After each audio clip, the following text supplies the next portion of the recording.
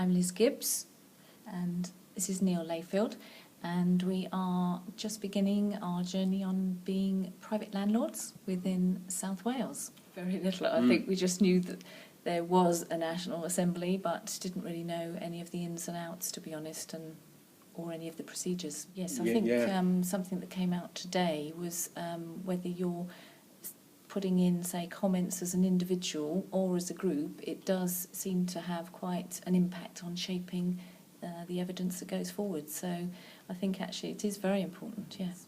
Yes, we've got a good idea now of the whole process, really. All the different stages, yes, the whole sort of framework, if you like.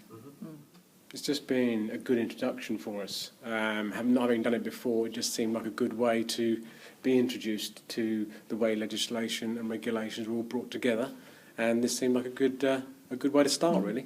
Yes. Continue the good work, without doubt. So thank you just, for today. carry on the journey. Encourage people to get involved.